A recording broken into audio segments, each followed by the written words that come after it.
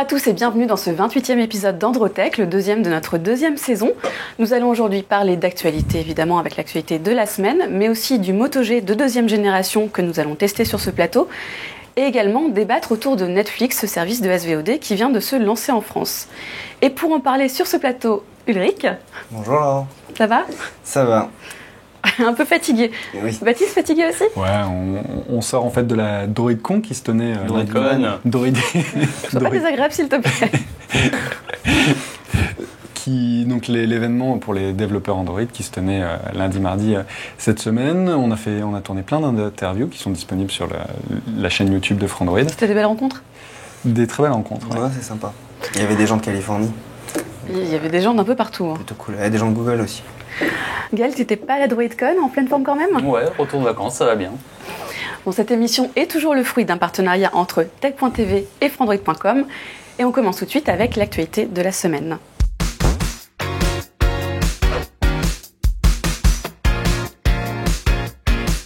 L'actualité de cette semaine a été marquée par de nombreux événements, en particulier du côté d'Android pur.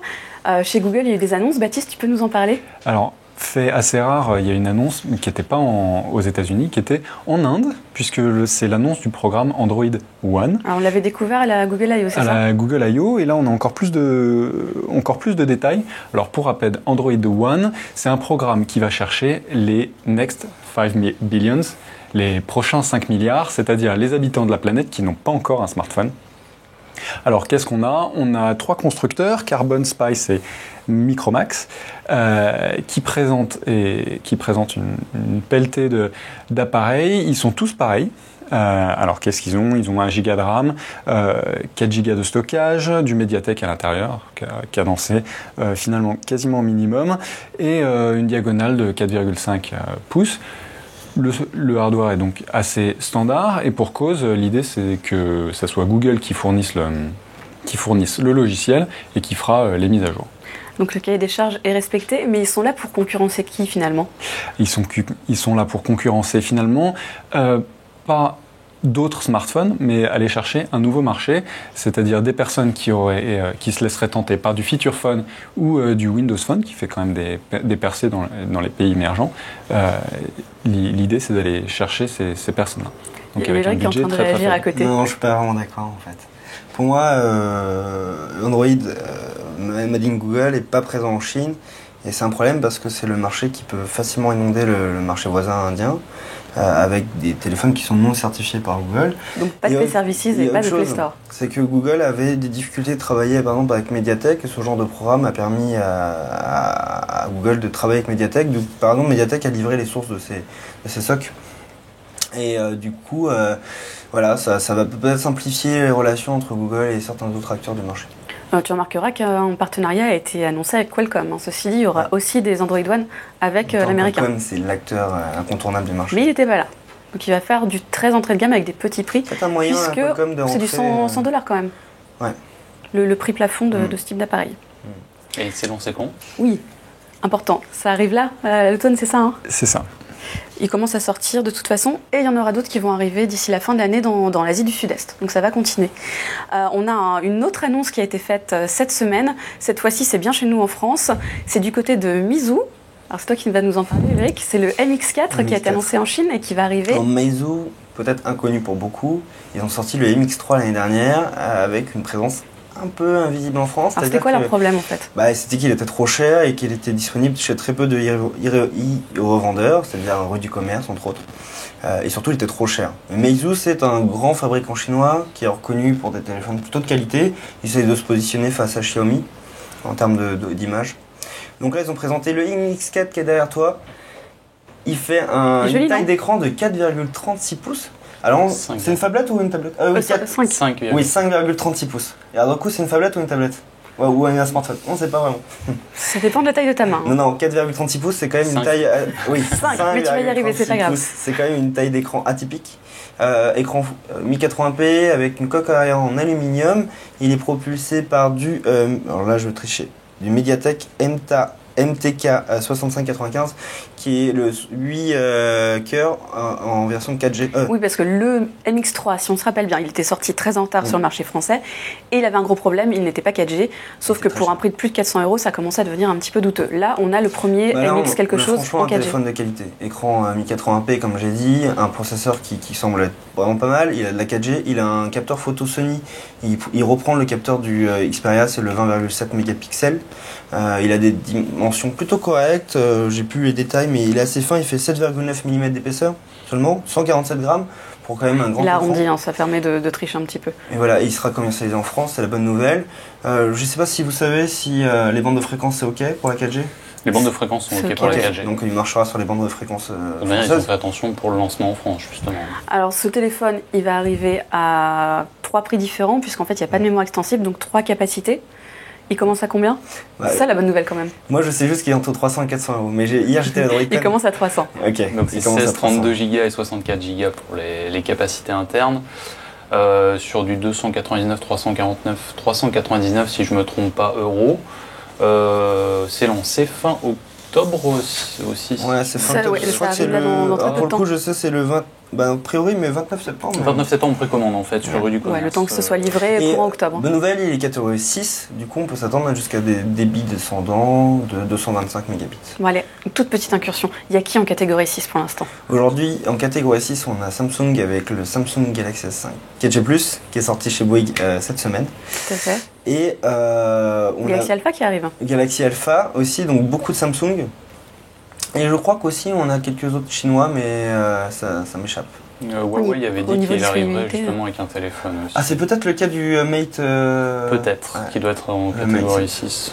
En tout cas, il se positionne bien face au Mate 7, d'un point de vue Effectivement. prix et caractéristiques. Et c'est un joli C'est produit du en haut de plus. gamme à moins de 400 €, plutôt cool. Et en parlant de haut de gamme à prix très compétitif, le téléphone de l'année à ce niveau, c'était bien sûr le OnePlus One, qui après une Au moins période côté communication. côté communication au moins, et après une période un peu compliquée au niveau de la vente, il y a une sortie concrète qui arrive. Tu nous expliques, Gaël? C'est le début des précommandes pour le OnePlus One qui vont commencer, si je ne me trompe pas, à la mi-octobre. Alors, qu'est-ce que c'est ce système de précommande? Déjà, ça marque une première étape, c'est-à-dire qu'on abandonne le système d'invitation. Enfin, on n'abandonne pas d'ailleurs le système d'invitation, ça vient s'ajouter au système d'invitation qu'on avait beaucoup critiqué lors de la sortie du OnePlus One. Système d'invitation, on rappelle, il faut avoir une invitation qui permet de commander le téléphone. Le problème de ces invitations, elles étaient assez rares, ou pas toujours très facile à trouver pour les gens qui sont intéressés. Donc ce système de précommande qui a été annoncé sur Reddit il y a quelques jours de ça, en quoi il consiste? Il consiste simplement à passer une précommande sur le site, qui porte assez mal son nom, puisqu'en fait c'est plus une commande sous réserve. C'est-à-dire que si OnePlus a annoncé, s'il y a des stocks chez eux, dès l'enregistrement de la précommande, le téléphone est envoyé. S'il n'y a plus de stock, mais alors quel stock, ça on ne sait pas, il faudra attendre et OnePlus enverra dès qu'il aura du stock. Il sera naturellement possible d'annuler sa précommande s'il n'y a plus de téléphone en stock chez eux. Donc c'est un système de file d'attente tout bêtement. C'est un système de file d'attente, de commande sous réserve. C'est enfin, on a envie de dire enfin, puisque ça veut dire, et OnePlus le fait bien, avec la fin d'année, il y a des gens qui vont changer de téléphone. Enfin, on va peut-être pouvoir mettre la main sur, monsieur tout le monde va pouvoir mettre la main sur un OnePlus One. C'est vrai que tu dis enfant aussi? Et je dis, moi j'ai renoncé au OnePlus One. Ça y est, t'as Parce jeté l'éponge? qu'on peut voir, on a vu derrière les photos des coques. Et Oui. moi je voulais la coque en bois. Il y avait d'autres coques qui étaient en tissu, en cuir, etc. qui étaient vraiment très sympas. Et pour moi, il a perdu son charme. Mais bon. Attends, parce que alors, la vente des coques en bois, en matériaux divers, a été annulée parce que c'était trop compliqué à faire. Grosso modo, ça devait leur coûter un peu cher et pas assez de vente pour ça. Ceci dit, ils ont annoncé qu'il y en aurait des coques comme ça avec un OnePlus 2, si j'ai bien compris. Et ça a été C'était un peu notamment Bah, je reverrai peut-être mon jugement là. donc OnePlus avait fait un amas, un Ask Me Anything sur Reddit, et l'une des réponses évasives qu'ils ont données, c'est qu'un OnePlus One 2 ou un OnePlus 2 arriverait bien l'année prochaine, sans plus de précision. Il se mouille pas trop. Ils se mouillent Non, pas je trop, sais parce pas, que mais bon, bon. on s'y attendait un petit peu. Et pourquoi il l'appelle et- pas One Tutu? Et donc bon, on verra l'année prochaine ce qui sera annoncé. Bon, ça restera une annonce qu'on va suivre. Plus tout. One égale Si tout. on reste dans une actu de saison, c'est vous devez recevoir votre taxe d'habitation en ce moment chez vous, et avec elle Entre autres. la redevance télé qui doit coûter à peu près 130 € si je me rappelle bien.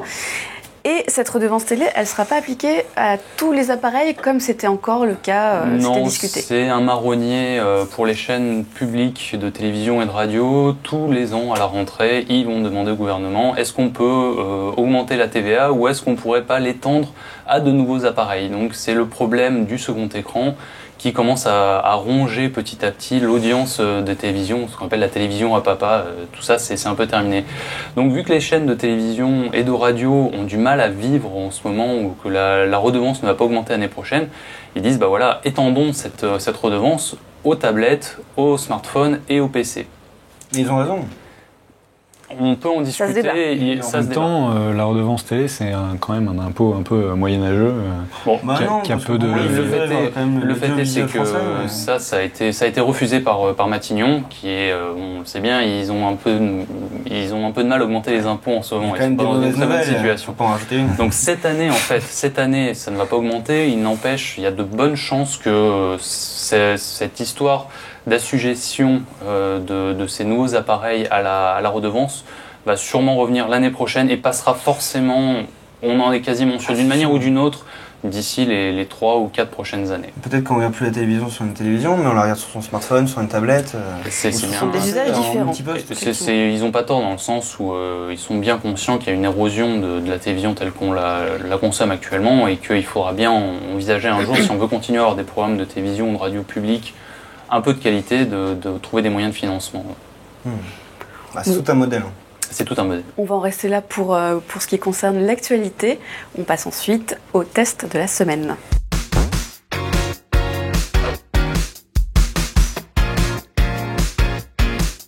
Le test de la semaine, c'est le Moto G, le dernier téléphone de Motorola qui a été annoncé à l'IFA et à Chicago en simultané. On l'a reçu à la rédaction.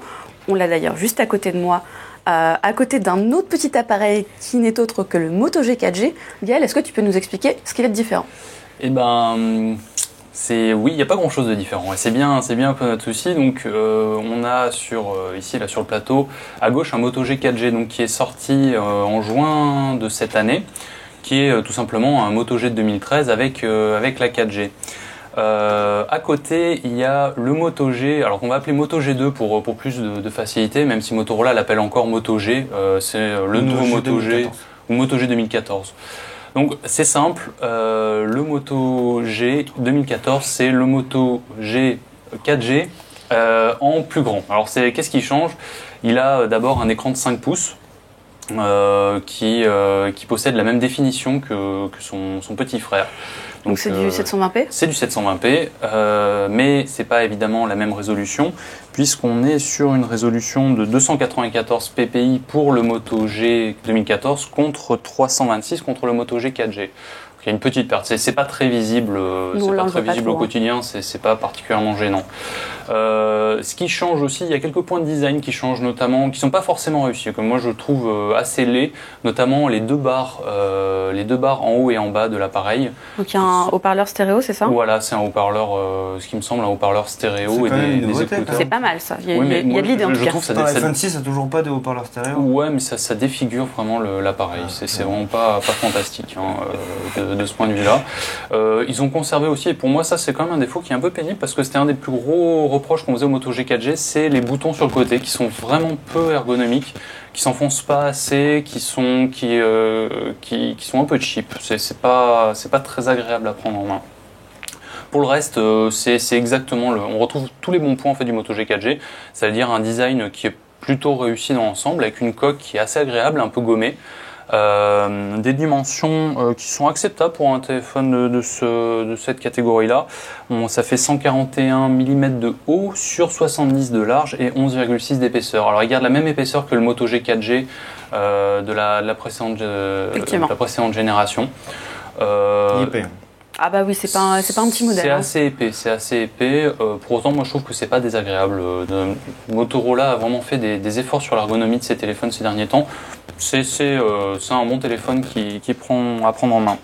Alors attends, il vaut 189 €, c'est bien ça ? Il vaut 189 €. Alors, Est-ce qu'il est compatible 4G? Parce que c'est quand même la question qui fâche. C'est bien le souci, c'est-à-dire que Motorola a sorti 2 déclinaisons du Moto G, du premier Moto G, un qui était en 3G et un deuxième qui est sorti il y a quelques mois qui est en 4G. Et celui-là n'est uniquement en 3G. Et pour 189 €, même si c'est un téléphone de 5 pouces, c'est vraiment difficile à avaler, à comprendre ce qui s'est passé là-dessus. Et c'est vraiment le plus gros point faible, c'est-à-dire que le Moto G reste un bon téléphone, mais un bon téléphone de 2013 et pas un bon téléphone de 2014. Là-dessus, c'est vraiment une grosse déception. D'autant plus que Motorola n'a aucune excuse puisque c'est un Snapdragon S400, donc le même processeur qu'il y a dans le Moto G 4G.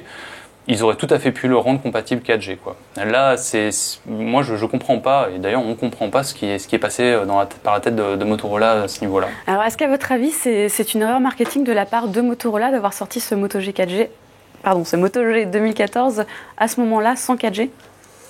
Oui, le téléphone est trop cher, il aurait dû être 4G. Par contre, il a des avantages, on n'a pas parlé, par exemple, il est double SIM. C'est quand même intéressant.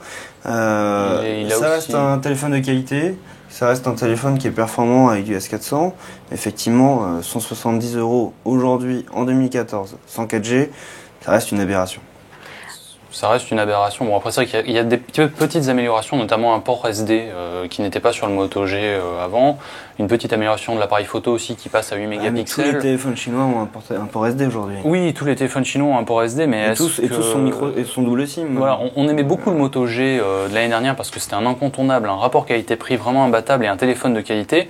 Là, c'est difficile de dire du bien du Moto G parce que c'est un téléphone qui fait pas le figure vraiment par rapport à ses concurrents et tous les innombrables téléphones 4G qui sont sortis cette année, qui sont tous à moins de 160 ou 150 €. Et puis il y a toujours les gens, je sens les petits gens derrière l'écran, ils disent ouais mais la 4G, non mais oui la 4G aujourd'hui c'est hyper important en France, c'est essentiel parce que les opérateurs sont en train de basculer des bandes de fréquences en 4G qui étaient utilisées en 3G, sont en train de balancer du matos qui était utilisé en 3G pour la 4G, donc aujourd'hui il faut de la 4G si on veut quelque chose avec une bonne réception.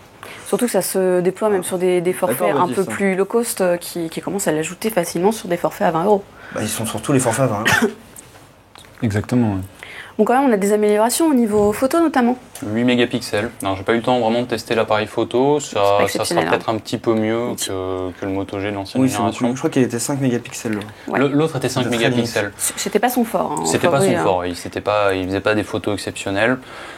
Et c'est à peu près tout sur les améliorations, parce qu'il n'y a pas grand chose. C'est le même logiciel, Bon, c'est installé sur Android 4.4.4. C'est un classique de Motorola qui soigne toujours sa partie logicielle en laissant un Android stock et quelques discrets logiciels d'aide ou de personnalisation. De transfert de données notamment. De transfert de je données. Je crois qu'on retrouve quand même un des points forts du Moto X. On n'a pas l'assistant vocal aussi non, Moto X. Je crois pas. Non, nous avons dedans le système de migration, le système d'alerte, le système vocal, ça... Il n'y a pas l'activation par la voix. Ça ne me parle pas. Non. Okay. Ça ne me parle pas. Après moi je l'ai vu juste pendant la présentation de Motorola, je m'étais plus intéressé au Moto X2. Effectivement, qui était un beau produit et qu'on verra un petit peu plus tard. Le truc avec ce téléphone, c'est que c'est un téléphone qui est opportuniste pour Motorola. Tout le monde parle des téléphones de 5 pouces, tout le monde doit avoir son téléphone de 5 pouces dans son catalogue. Motorola a sorti un Moto G 5 pouces. Bravo, mais ça en fait pas forcément un téléphone incontournable pour autant. Il sera intéressant sur un point au niveau des mises à jour. Ça a été annoncé directement. Oui, il pourra être Motorola prévoit de le sortir sur Android L très rapidement. Ça, c'est plutôt une bonne nouvelle tout de même. C'est plutôt une bonne nouvelle, c'est pas étonnant. Motorola le fait déjà sur tous ses derniers téléphones. D'autant que de toute façon, c'est une expérience Google assez simplifiée, assez pure, donc c'est vraiment pas étonnant. Les logiciels sont bons. Et autonomie alors? C'était ma dernière question. On a commencé à le tester hier, c'est pas mal. C'est une batterie de 3200 mAh, que je vous dise pas de bêtises. 2300 mAh. Ça me semblait beaucoup, effectivement. 2300 mAh contre 2070 pour l'ancien Moto G. On a fait les premiers tests, c'est pas mal. Mais qu'est-ce qu'il y a dans ce téléphone? Il est épais et la batterie est pas folle. Ils ont mis quoi dans le téléphone? Mais la batterie est pas mal, justement, sur l'autonomie. mais regarde par exemple... Aujourd'hui, les téléphones de 5 pouces, ils sont à 3000. Effectivement. C'est vrai ils sont moins épais que celui-ci. C'est vrai qu'ils sont moins épais. Et il est en plastique. Est-ce qu'il y a beaucoup de téléphones moins de 5 pouces à moins de 200 €? Ça, c'est une autre question à se poser. Il n'y en a pas tant que ça. Non, il n'a pas 4G. Mais ils sont pas forcément 4G, évidemment. Ça reste un téléphone qui est quand même qui a une bonne finition. C'est pas un mauvais téléphone. Motorola a voulu faire une construction solide. Ouais. C'est aussi la qualité des matériaux tout de même qui joue sur ce prix et sur l'épaisseur. Malgré tout, ça reste un téléphone de qualité. Quand on le prend en main, on sent qu'on a un produit quand même qui est bien fini, qui est assez agréable. Peut-être que je m'engage trop loin, mais je pense qu'il aura un taux de retour qui sera bien inférieur au téléphone chinois. Bah, j'espère pour Motorola en tout cas. Je sais pas si je m'engage beaucoup quand je sais pas. Parce que je pense que justement Motorola est quand même un garant de qualité. Effectivement. Bon, pour finir, est-ce que ce Moto G, on le choisit ou est-ce qu'on choisit un autre Moto G? Moi je conseille le Moto G 4G, mais ça c'est peut-être un peu plus personnel. Moi j'aime beaucoup, je suis pas très fan des écrans de 5 pouces. Celui-ci, le Moto G 4G fait 4,7. Pour moi c'est un format qui est parfait. 4.5 c'est ça? 4.5, ah oui 4.5 pardon. C'est un très bon format. Pour le prix qui est le Moto G 4G se trouve actuellement à 160-170 €. Moi je conseillerais d'aller sur celui-là plutôt que sur celui-ci qui est à mon avis un bon téléphone de 2013 en 2014, ça fait pas un bon téléphone actuel. Baptiste, t'es d'accord avec Gaël? Oui, je fais le même. Je fais le même constat. La 4G aujourd'hui vraiment indispensable parce qu'effectivement on n'a plus de bande passante en 3G et donc je trouve que le choix d'un Moto G 4G sur un Moto G 2014 est évident.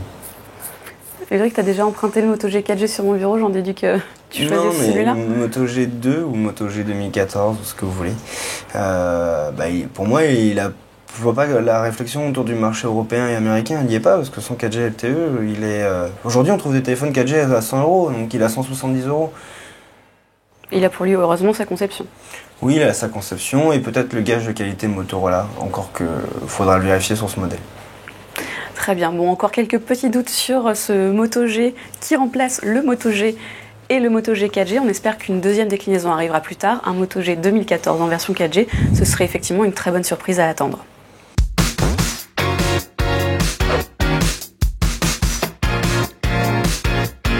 L'actualité marquante de cette semaine, c'est l'arrivée de Netflix en France. Est-ce que ça vaut le coup de s'abonner à Netflix? C'est la question à laquelle nous nous sommes attelés. Alors Gaël, est-ce que tu peux nous expliquer ce que c'est au juste? Alors Netflix, on va peut-être pas revenir tout en détail sur ce que c'est. Tout le monde en a entendu parler ces derniers temps. C'est un service de SVOD, donc de la VOD par abonnement. Tous les mois, on paye son écho, c'est une petite taxe pour pouvoir avoir accès à un catalogue de films et de séries sur Netflix. Qu'est-ce qu'il y a de spécial chez Netflix?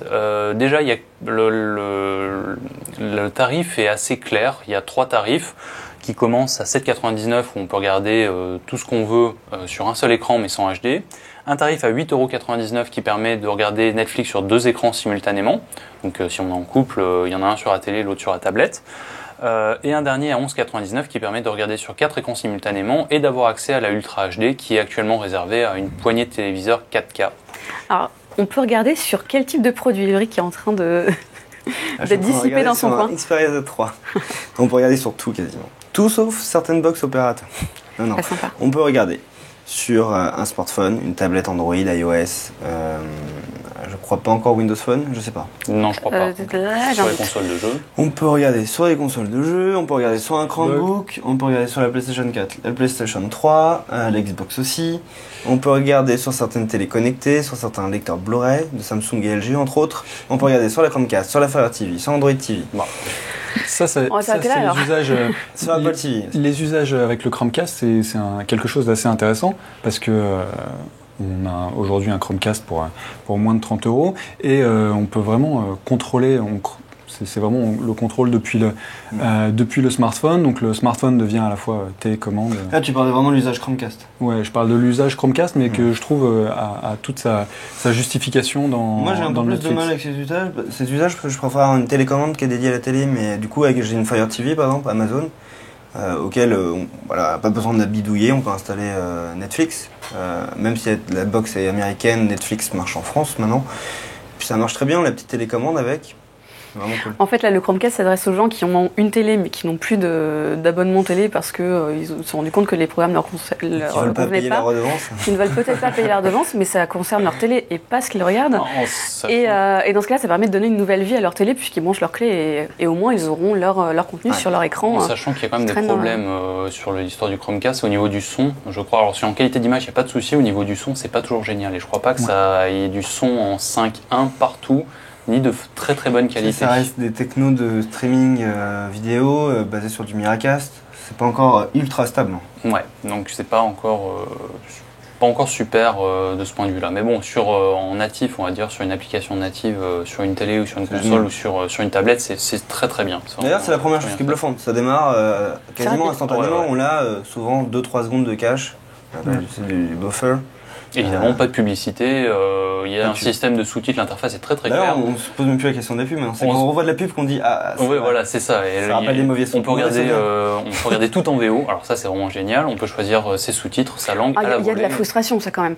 Moi, j'aime bien regarder mes séries en VO, effectivement, mais avec les sous-titres en anglais. Et là, on a les sous-titres tu seulement peux en français. Ah, moi, Ah non. je- Eh ben non, seulement je en pense que français. c'est un peu. Tu fais partie d'une petite catégorie de personnes qui peuvent se permettre ça.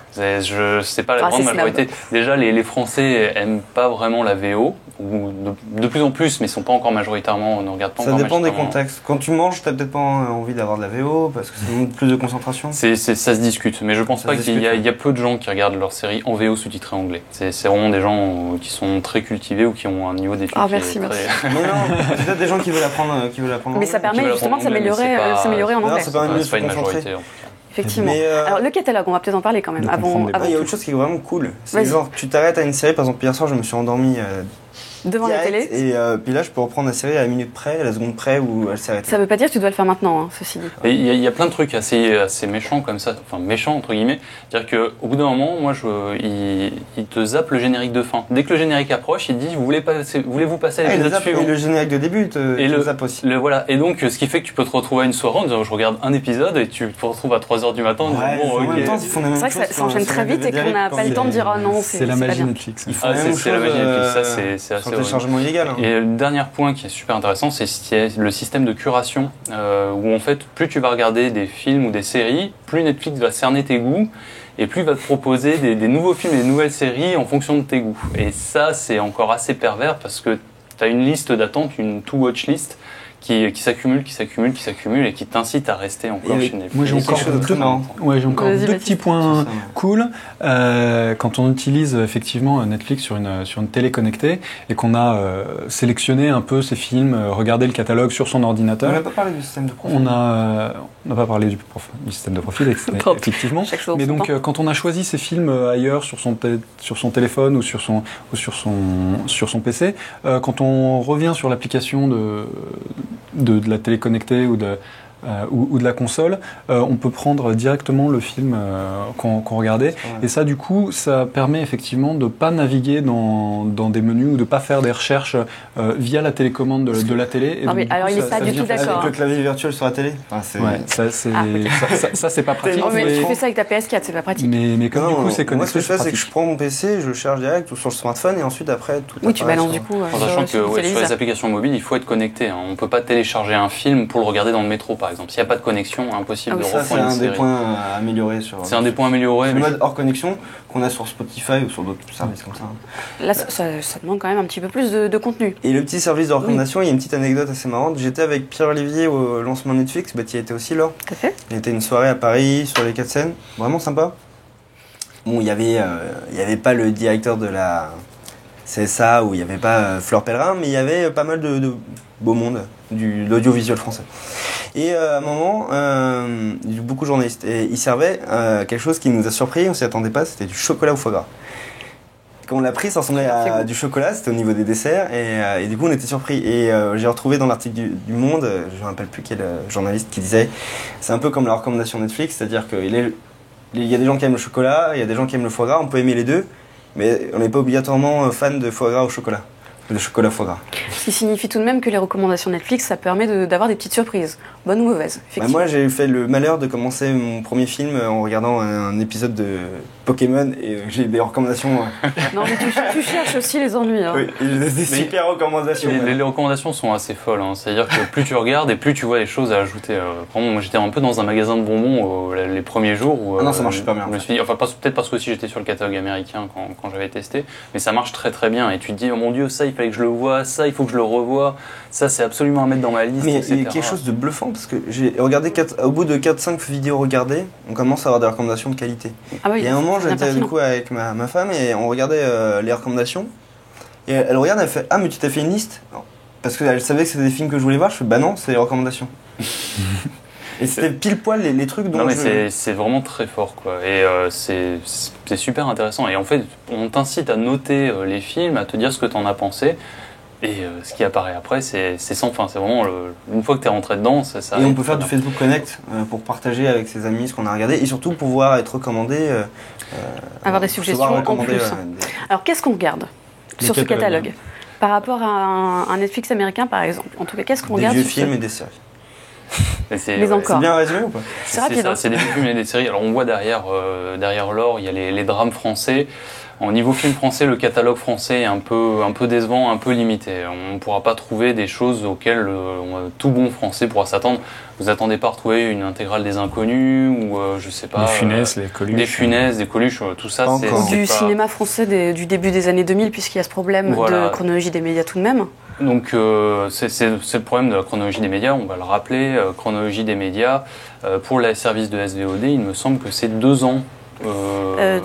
Oui. 24 mois après la sortie en salle de cinéma. Donc ce qui fait qu'aujourd'hui... On a l'impression qu'ils ont pioché un peu au hasard dans les collections. On a l'impression qu'ils ont... C'est pas les meilleurs films. Pioché un peu au hasard. À mon avis, c'est plus des négociations qu'ils ont fait pour lancer le catalogue. C'est pas, effectivement, c'est pas super convaincant. Mais à la limite, j'ai envie de dire, on s'en fout, puisque Netflix, c'est pas tellement pour regarder des films, c'est surtout pour regarder des séries. Et c'est bien, Netflix communique beaucoup dessus. Vous êtes pas ici, vous êtes ici pour regarder des films si ça vous plaît. Et surtout, nous, on a un catalogue de séries très complet que vous n'aurez peut-être pas forcément ailleurs. Et pas seulement quelques épisodes, regarder des saisons entières. Même si cet aspect-là est aussi critiquable, c'est-à-dire que ne pas avoir House of Cards sur Netflix français parce que Canal+ a les droits d'exclusivité sur les 3 premières saisons. C'est une série qui est financée par Netflix. Et c'est une série qui a extrêmement fait parler de Netflix, quoi. C'est quand même incroyable de ne pas l'avoir. C'est la série Netflix. Bon, après il y a d'autres exclusivités Netflix. Il y a d'éditer la série Marseille qui pourrait être une belle surprise. En fait, on sait même pas si ça s'appelle Marseille, on sait que c'est une série française. On a vu l'acteur à la soirée. Et il y a la deuxième série Netflix qui est Orange is the New Black. Orange is the New Black qui est excellente. Ouais. C'est pas mal. J'ai regardé que le premier épisode, après il y a eu les coupures de dimanche et j'ai été bloquée. Bon alors, mais ce manque de catalogue, est-ce que c'est vraiment grave? C'était un peu la question qu'on se posait. On est assez partagé sur la question. Moi je pense que le Netflix finalement c'est une nouvelle façon de consommer. Et l'idée de Netflix, c'est que c'est pas vraiment grave qu'il n'y ait pas beaucoup de catalogue, puisque on va consommer du contenu Netflix, on va passer d'un contenu au contenu recommandé suivant ou à l'épisode suivant, la saison suivante. Et donc, peu importe ce qu'on avait vraiment envie de regarder, c'est un peu comme la télé. C'est un peu comme on choisit sa chaîne et puis c'est parti. C'est un peu comme le vidéoclub. Moi, dans le vidéoclub, je cherchais pas spécialement vidéo. En fait, je faisais les rayons, je regardais, je disais ah, ça a l'air pas mal. Oui, et souvent, c'était une belle surprise. Avoue que tu allais dans les rayons et que tu pouvais aller aussi jusqu'au rayon arrêt essai, cinéma indépendant. Mais arrêt essai, il y a un service qui s'appelle le rayon charme aussi, avoue la vérité. Il y a un service qui s'appelle Mubi ou Mubi, où tu vas trouver tout ce cinéma d'arrêt essai. Non, pour le coup, moi, c'est comme un vidéoclub. C'est-à-dire, j'ai 2 choses. Soit je me balade dans les rayons et je suis une belle surprise, ou soit je voulais demander au gérant du vidéoclub une recommandation, et là c'est Netflix qui l'a fait.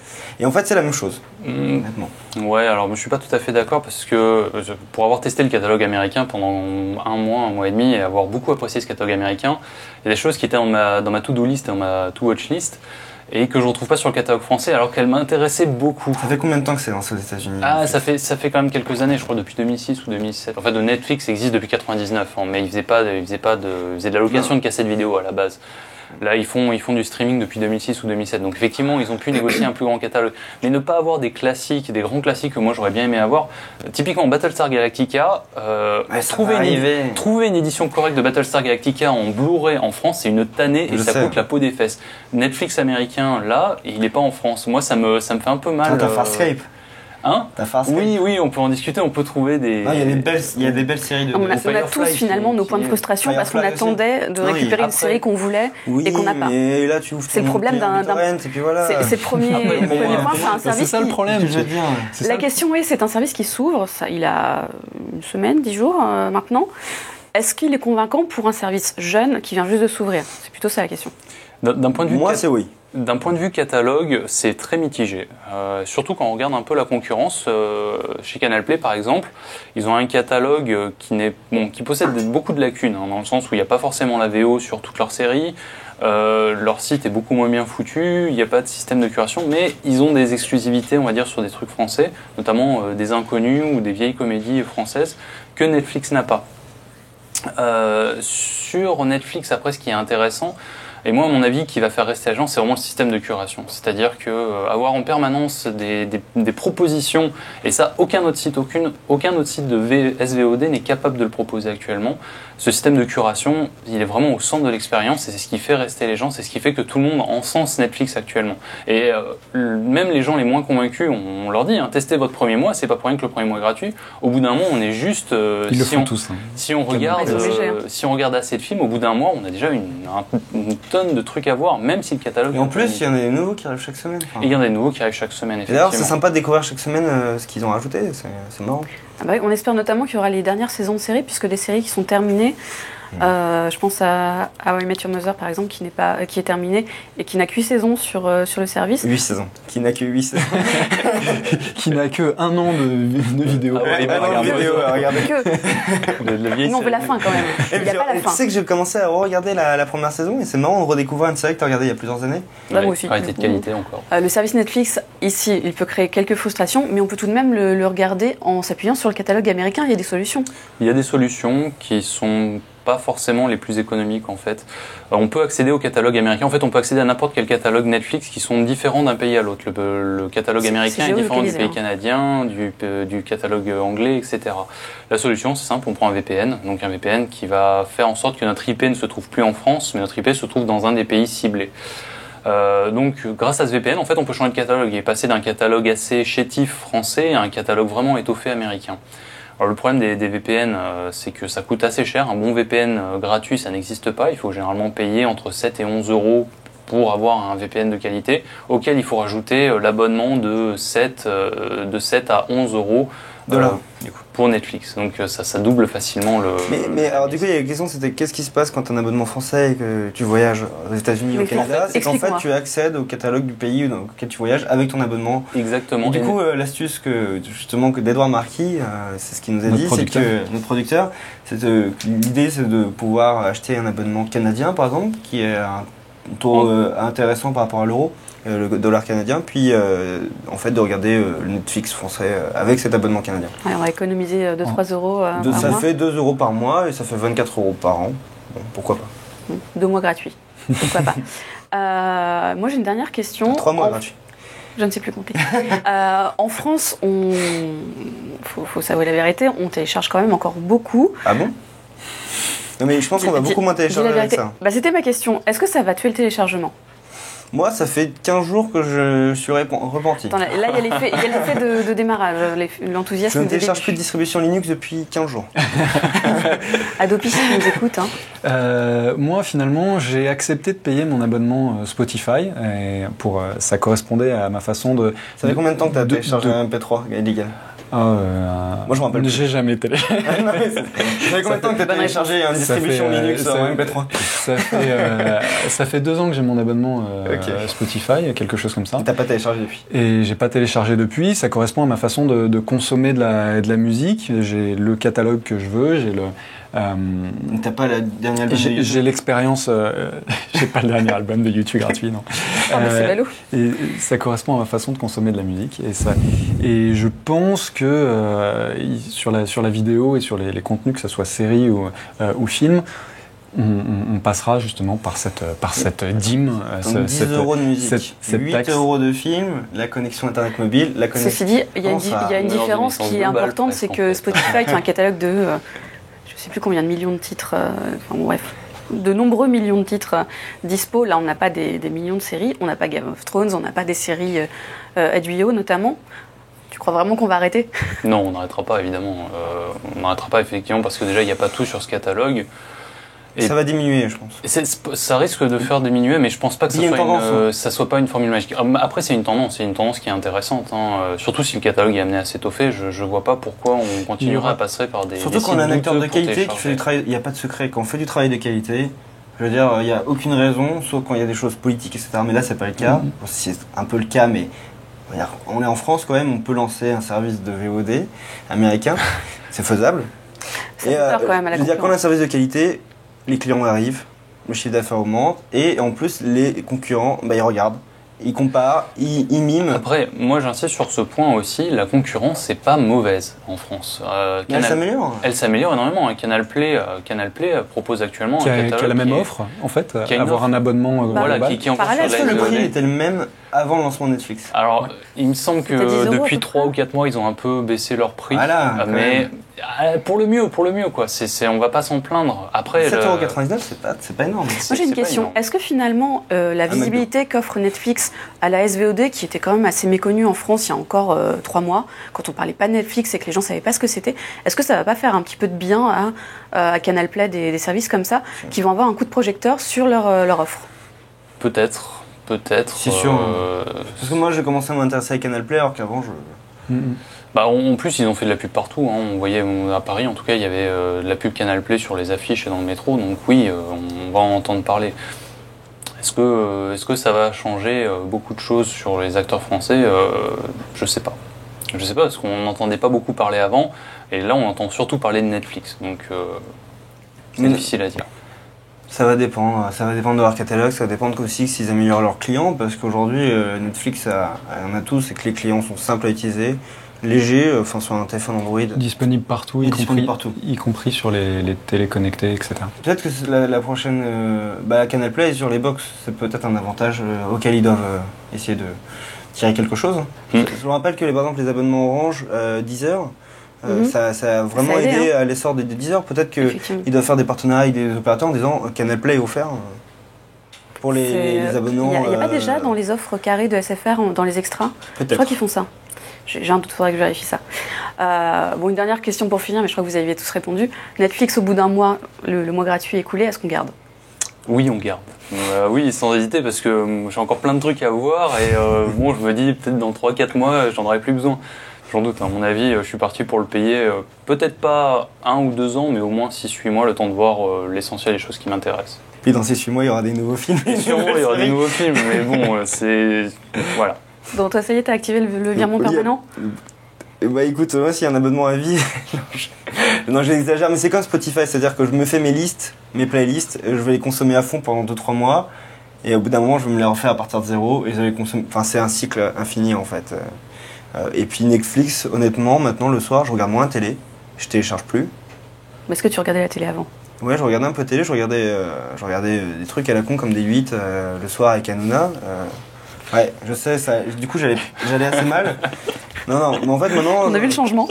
Non, en fait, j'arrive à suivre des séries. Et ça, c'est quand même un exploit, c'est-à-dire que j'arrive à suivre des épisodes qui s'enchaînent par ordre chronologique. Et ça, c'était pas le cas avant. C'était un peu le bordel quand je fais des séries un peu comme ça. Baptiste, tu partages l'enthousiasme du lyrique? J'ai pas de... Je pense que on se rapproche du futur de la télévision. Effectivement, c'est vraiment une nouvelle façon de consommer le contenu vidéo. Mais personnellement, j'ai pas encore de réponse. Est-ce que je garde? Est-ce que je jette? Tu vas oublier de l'enlever ton abonnement, je te connais. C'est possible. Ça compte pas vraiment un argument. Bon, en tout cas, Netflix, c'est un lancement qui a fait couler beaucoup d'encre, qui a le mérite au moins de faire parler de la SVOD et qui fait un tout petit peu trembler les chaînes de télévision comme les concurrents de Netflix. D'ici quelques mois, on devrait avoir un catalogue nettement plus étoffé. On reviendra d'ici là pour étudier tout ça.